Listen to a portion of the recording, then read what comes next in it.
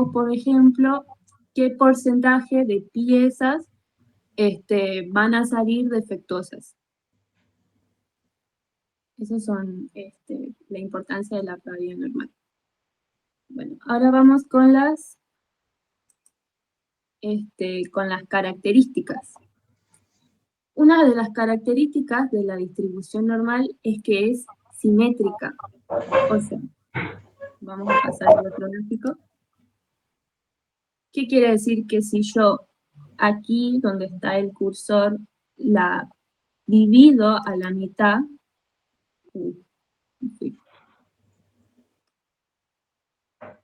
lo que yo tenga a la izquierda y a la derecha van a ser un reflejo idéntico.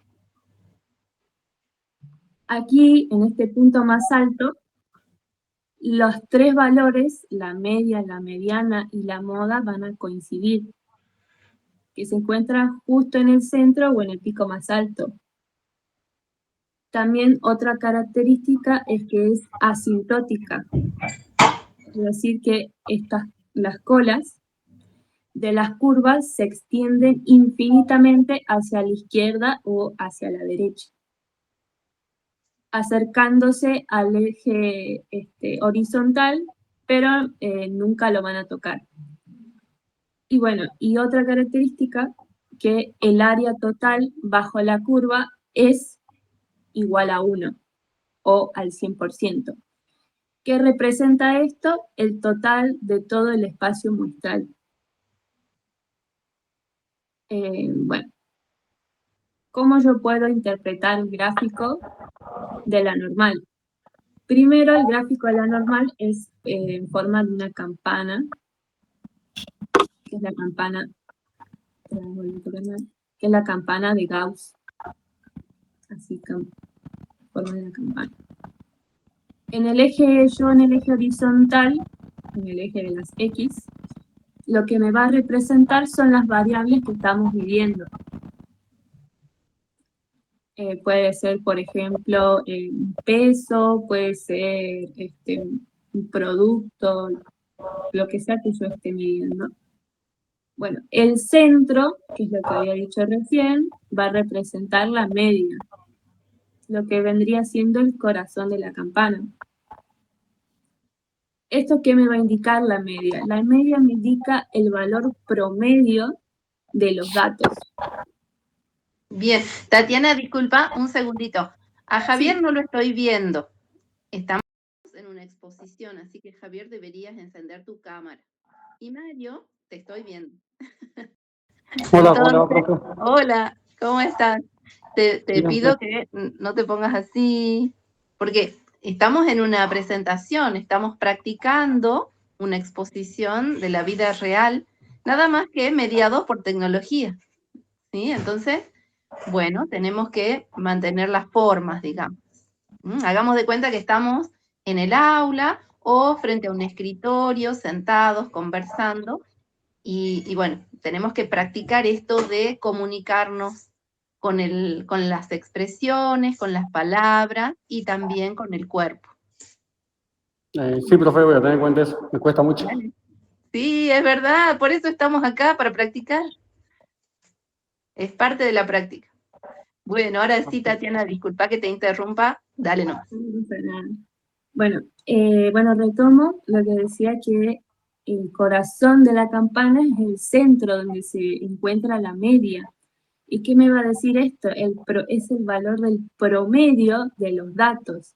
O sea que la curva va a ser, primero que lo que había dicho, perfectamente simétrica. Yo aquí capaz estoy viendo mucho para este lado que tengo la compu. Bueno, va a ser perfectamente simétrica. Y en el punto más alto, aquí no sé si se verá por el cursor, se van a encontrar la media, la mediana y la moda, que van a coincidir. Bueno, entonces la mayor cantidad... Tiene un nombre ese punto. ¿Te acordás del nombre? Ah, mu, puede ser una letra griega. Puede ser, también se llama punto de inflexión.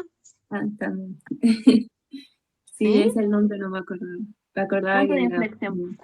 Acuérdense que el punto de inflexión es el punto en donde cambia todo. En la vida misma tenemos puntos de inflexión. A veces pasa que uno va para un lado y de pronto está estudiando ingeniería y después se sorprende en psicología. Fue un punto de inflexión. Profe, punto de inflexión se refiere al punto máximo. El punto de inflexión es hay uno en el punto máximo y hay otro en donde la curva deja de decrecer y comienza a crecer nuevamente. Ah, sí, sí sé dónde dice. Ahí está. Bueno. Sigamos nomás. Bueno, después tenemos la dispersión, que es la desviación estándar, que representa, bueno, qué tan abierta o cerrada está la campana. Bueno, la desviación estándar, si la desviación estándar es grande, o sea, la campana, no sé si la puedo dibujar, pero va a estar más, se va a aplanar y se va a ensanchar. ¿Por qué? Porque los datos van a estar más dispersos. ¿Te acordás de los nombres? ¿De una campana achatada o más puntiaguda? Sí, era platicúrtica, si estaba más puntiaguda o no. Sí. Acordate del plato hondo. ¿Cómo es, Mario? Platicúrtica, si la variación estándar, mejor dicho, si la desviación estándar es más grande, es más achatada la campana y bueno, también quiere decir que los datos están más dispersos. Ahí está. Y Tatiana, entonces, ¿cómo es cuando es más puntiaguda? ¿Cómo se llama? Cuando es más puntiaguda, platicúrtica. ¿Y Mario, te acordás? ¿Lepticúrtica puede ser? No. Javier, ¿te acordás cómo se llama cuando la curva es más puntiaguda? Hace un rato hablamos de la platicúrtica, porque se parece a un plato hondo dado vuelta. Ah, sí. Entonces... ¿Y cuando es puntiaguda? Platicúrtica, mesocúrtica, pero mesocúrtica era cuando era más... No estaba tan... Esta es la mesocúrtica, esta que estamos viendo ahí.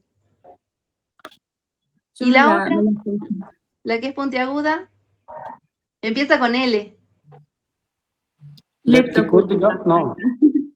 Sí, Leptocúrtica. Ahí está, muy bien. Muy bien, entonces, cuando presentamos la curva normal, decimos que es una gráfica mesocúrtica. Mesocúrtica, Cuando tiene sí. mayor dispersión, se presenta como una platicúrtica. Y Sí. a la inversa, cuando la dispersión es menor, puede presentarse como una curva leptocúrtica. Y entonces ahí están utilizando el lenguaje que ya aprendieron. Sí. Bien. Bueno, entonces ahora vamos a pasar con mi compañero Mario, que él va a decir, va a profundizar más en las observaciones de las características de la distribución normal. Sí. Bueno. Y a nosotros nos tocó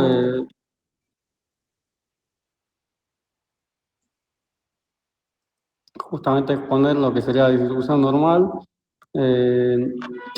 Como comentó la compañera, la gráfica de la distribución normal tiene forma de campana o también llamada campana de Gauss.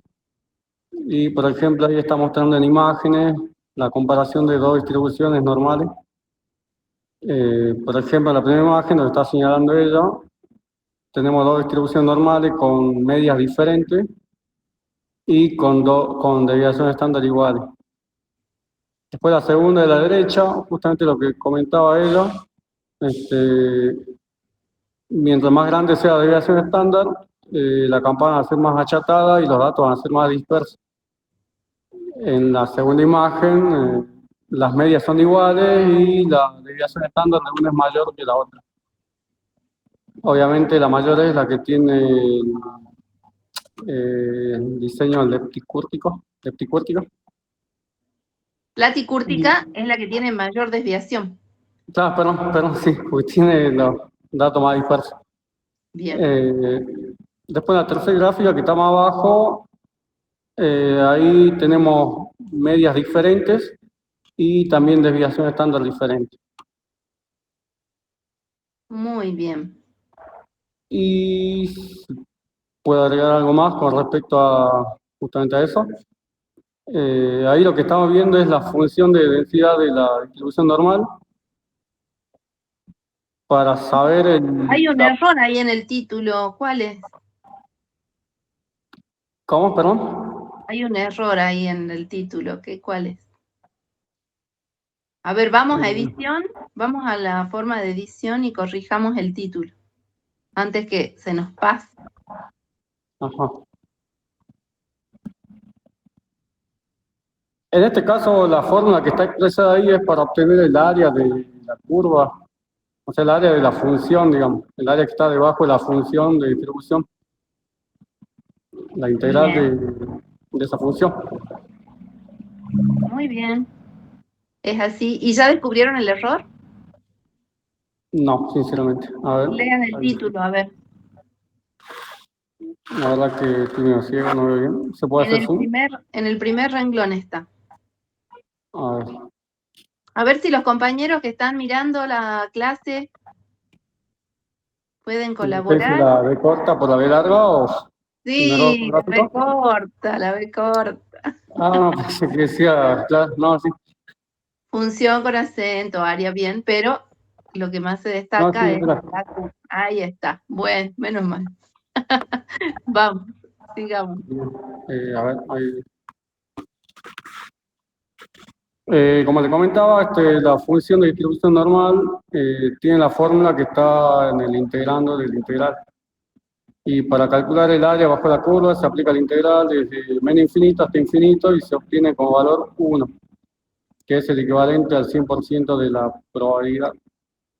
Y si se quiere calcular un muestreo de esa distribución, se puede tomar dos valores, o sea, se puede aplicar la integración definida. Pero por lo general no hacemos esos tipos de cálculos porque no conocemos la primitiva de la función. Entonces lo que se hace en cálculos, digamos, ya se hicieron se hizo una tabulación de datos, digamos, para poder calcular el área de algún intervalo que necesitemos saber. A ver, ¿será tabulación lo que querés decir? A ver, vamos a la siguiente diapositiva. No sé si lo que querés decir es tabulación o si querés decir transformación. Transformación, o sea, estandarización. Eso, la estandarización, exactamente. Dale. Y bueno, para estandarizar, básicamente lo que sucede es que transformamos el valor de la media en 0 y la desviación estándar en 1. Y eso se hace con una fórmula que, bueno, a ver. Bueno, ese otro... No, y no, creo que no lo tenemos. A ver, avancemos a ver si han puesto la fórmula de la transformación que hacemos para estandarizar. Ahí está. Por ejemplo, si tenemos un valor medio, o mejor dicho, si queremos calcular el valor, digamos, de una región, porque la probabilidad puntual es 0, lo primero que tenemos que hacer es estandarizar. Y para estandarizar, aplicamos la fórmula que tenemos ahí. Lo que logramos con eso es básicamente correr la curva, o sea, el valor de la media llevarlo a 0 y la desviación estándar llevarlo a 1. Sería básicamente, si tuviésemos los ejes coordenados X y, sería como llevar el gráfico al origen, digamos. Bueno, sí, interpreto, profe. O sea, es como que la estandarizamos. Estandarizar significa asignarle a todas, independientemente del tipo de experimento, llevamos todo a una sola nomenclatura, digámoslo así más sencillamente, y luego obtenemos los resultados que estamos buscando. Luego obtenemos las probabilidades. Y después podemos volver a recuperar, con esa transformación, podemos recuperar el valor de X. Así como hemos llevado a X y lo hemos transformado en una variable Z, luego con pasajes de término podemos volver al valor X. Así es, profe. Y otro comentario que puedo hacer es con respecto a la gráfica de la campana. A ver, Más pero ahí, quedan 2 diapositivas más, me parece. bueno, ¿Querías explicar esta? si se puede. Dale. Lo que nos dice esta gráfica es que en una desviación estándar tenemos tenemos el 68, o sea, en promedio de todas las distribuciones normales, en una desviación estándar tenemos el 68,3% de los datos concentrados. En dos desviaciones estándar, con respecto a la media, tenemos el 95,4%. Y bueno, en tres desviaciones estándar con respecto a la media, tenemos el 99,7% de los datos. ¿Y esto siempre es así? No, es un promedio, es en la mayoría de todas las distribuciones normales. Bien. ¿Y esto tiene un nombre? ¿Esto es lo que conocemos como el teorema de Chebyshev? ¿O es la regla empírica? Hay un dato. Sí, es la regla empírica. Ahí está. Bien, bien. Perfecto, es la regla empírica. El teorema de Chebyshev es parecido. Don Chebyshev un buen día dijo, bueno, yo voy a estudiar esta distribución normal y se puso a hacer pruebas. Y llegó a valores bastante parecidos. No exactamente igual, pero bastante parecidos. Bueno, esta es la regla empírica. Muy bien. ¿Sería un promedio ponderado o algo así? Y la regla empírica es algo así como cuando nosotros decimos que si todo está en orden, el resultado debería ser tal cosa. Entonces, si nos encontramos con una distribución normal, estándar, simétrica, mesocúrtica, si el fenómeno es así, entonces podríamos esperar, y ahí viene la esperanza de la distribución, podríamos esperar que el 68,3% de los datos se encuentren a una dispersión de 1 respecto de la media poblacional. Y el 95,4% de los datos se encuentre a 2 desviaciones estándar respecto de la media poblacional. Entonces, ahí ya estamos comenzando a hacer inferencias, ¿se dan cuenta? Sí, profe. Bien. Otro comentario que puedo hacer respecto al gráfico ese es que la esperanza coincide con el valor de la media, la cual también coincide, como dijo la compañera, con la moda y la mediana. Muy bien. Y Ahí. ajá. Bueno, lo que decía hace rato, que la función de densidad de la distribución normal responde a la siguiente ecuación. Esta ecuación obviamente representa la curva de la campana de Gauss, pero si queremos saber el porcentaje, o mejor dicho, el área bajo la curva, deberíamos integrar esta función. Ahí fijémonos en el último renglón. Ese texto me parece que no está sacado del libro. Dice, el área bajo la curva representa la suma de los infinitos puntos muestrales.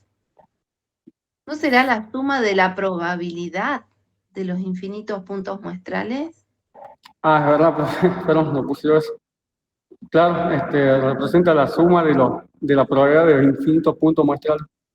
Bien, Bueno, corrijan esto antes de subir la diapositiva al aula, por favor, porque si los compañeros llegan a descargar este material y lo leen y lo estudian, imagínense que pueden meter seriamente la pata en el parcial.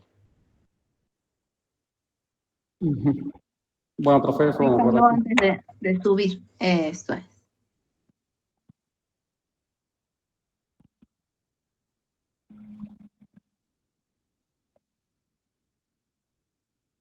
Y nada más, y termino. Sí, terminó. Bueno, cuéntenme cómo se organizaron para trabajar, qué les pareció trabajar con el libro versus las diapositivas que tuvimos en clase. Cuéntenme si fue más fácil el libro que la diapositiva o que la clase, o en qué orden las pondrían. Yo, para estudiar por lo menos lo que es la teoría, lo que estoy haciendo es las tres cosas, las diapositivas, porque está más resumido y es más concepto, más va ahí al grano. Y a veces uso el libro para completar cosas, pero también en las clases de teoría que tomo nota, también para terminar de entender lo que dice el libro.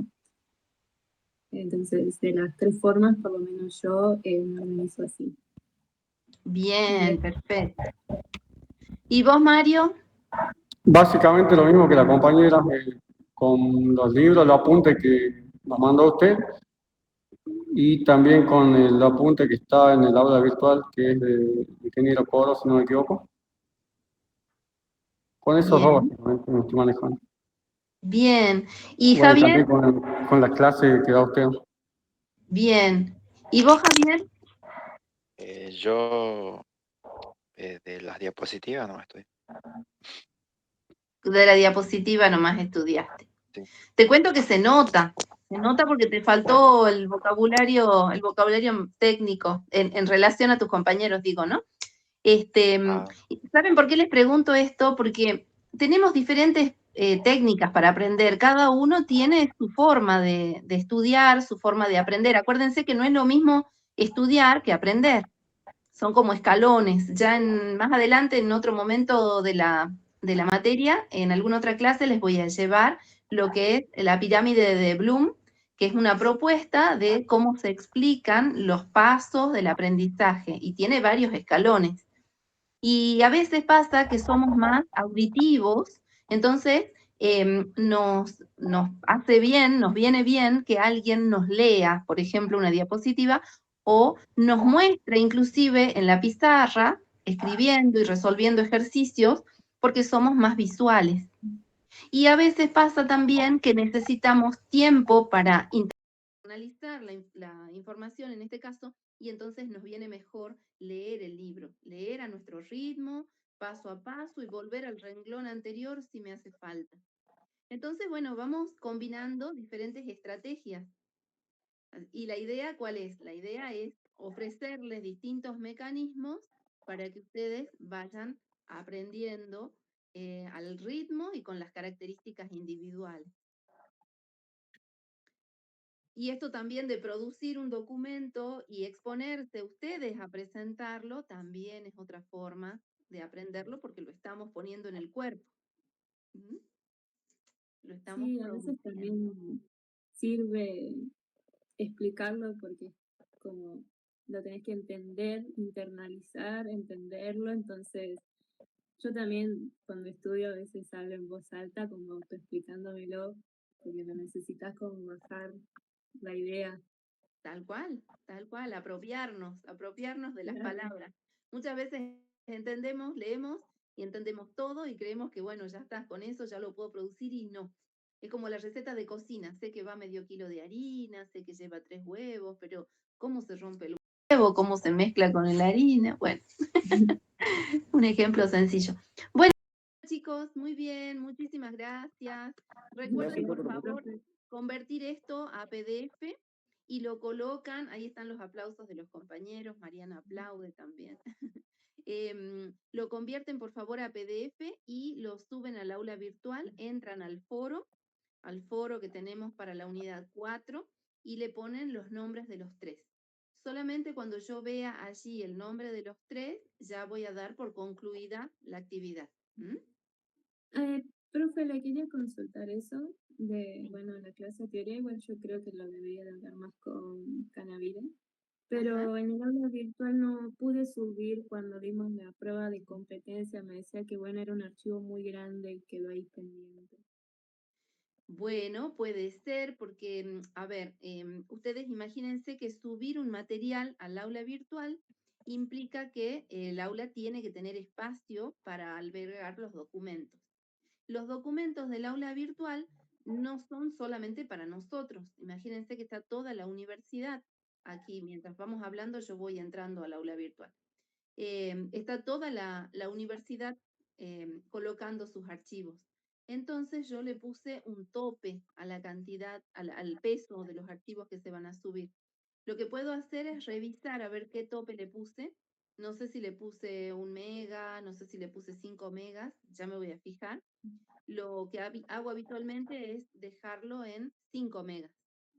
Ah, Entonces veamos a ver cuánto ocupa el material que ustedes quieren subir. Si es en PDF, el PDF suele ser bastante liviano. Si intentaron subirla en formato PPT, diapositiva, y bueno, va a ser pesado, entonces no se los va a admitir. Ahora cuando terminemos de hablar, entro al aula y bueno, y me fijo a ver si está en 1 mega o en 5 como lo suelo habilitar. sí. Y ya que Era estamos de... acá, Sí, ¿la del 4? ¿La del 4 no, o la del era 3? no, era del 1. Nunca lo podía subir porque ¿No lo no pudiste me lo subir? dejaba. Bueno, ahora reviso el foro a ver cómo quedó definido. Y otra cosa que aprovecho para decirles que somos varios acá en el aula, en la reunión, nos cambiaron el aula del examen. Vamos a ir al aula 28. Igualmente yo les voy a mandar a todos un mensaje avisando que vamos a ir al aula 28, que está un piso más arriba, tengo entendido. Y bueno, ahí va a ser el parcial. Les voy a dejar ahora cuando terminamos, cortamos la clase, ya termino de formatear lo que va a ser el preparcial y el parcial. Y se los voy a habilitar para todos, para que entre mañana, yo calculo que va a ser mañana ya, cuando terminen de redondear todas las unidades, entren y hagan la práctica. La práctica es como un parcial. Así que ahí van a ver el tiempo que les toma resolver el parcial en 30 minutos, el tiempo que van a tener para cada pregunta. Por ejemplo, habitualmente lo que se hace es que no se puede retroceder en las preguntas, vamos avanzando y respondiendo, avanzamos y respondemos. Solo cuando respondemos podemos continuar. Esa es una manera de asegurarnos que se va avanzando ordenadamente. Y teniendo 20 preguntas en 30 minutos, bueno, ahí se entiende que hay aproximadamente 1 minuto y un poquito más para responder cada pregunta. Una pregunta, profe, respecto al parcial. Sí, ¿Qué tan obligatorias son las autoevaluaciones del aula virtual? Pregunto porque la tercera me colgué y no llegué a responderla o a hacerla en todo caso. la tenés Esa es la habilitada primera. hasta el 22. Hasta el 22 habilité Sí, todas que- las actividades. Profe, consulta, disculpe, yo había hecho la actividad 3 y creo que la eliminaron y la volvieron a colocar. La actividad 3, el ingeniero Canavire le había hecho mal. Había puesto teoría en lugar de la práctica. No sé cuál actividad 3 hiciste vos. ¿La de la teoría o la de la teoría, práctica? las dos hice ahora, digamos. Pero En sí la había hecho teoría la de la teoría. ¿Y esas preguntas teóricas van a ir al parcial? es posible, claro, porque estamos hablando del mismo tema. Ajá. Bueno. Lo que se inhabilitó fue la autoevaluación, la evaluación parcial que se hizo para la práctica. ¿Por qué? Porque el ingeniero Canavire, cuando diseñó la encuesta, en lugar de ir a buscar los ejercicios de la práctica, fue a buscar las preguntas de la teoría. Por eso es que, bueno, algunos alumnos que lo hicieron a tiempo, temprano, avisaron y nos pudimos dar cuenta e hicimos la actualización en el aula. Todas esas actividades son para ustedes. Es decir, aquel que no la quiera realizar está en todo su derecho. Estamos en la facultad porque queremos.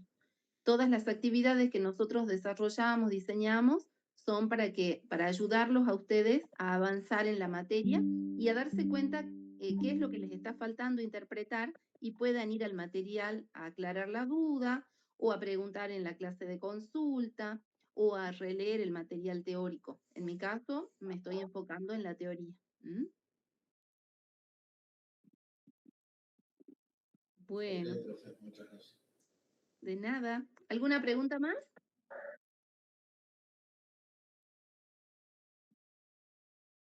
Nos despedimos entonces hasta el sábado, ¿Qué hora es el partido, profe? Disculpe.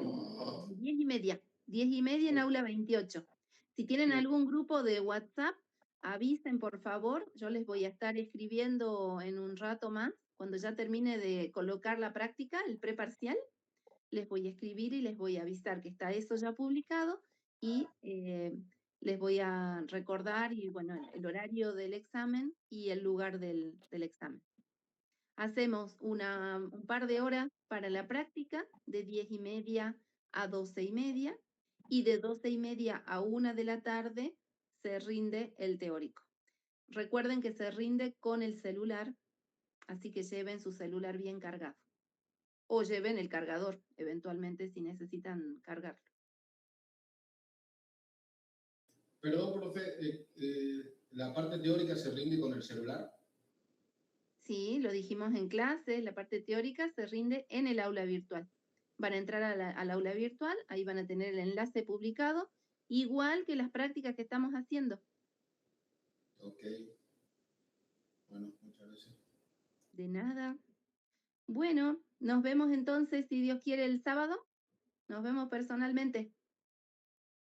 Hasta luego, profe. Hasta Hasta luego. luego, profe. Nos vemos, que estén muy bien, que Igualmente. estudian tranquilos. Chau, chau, hasta luego. Hasta luego.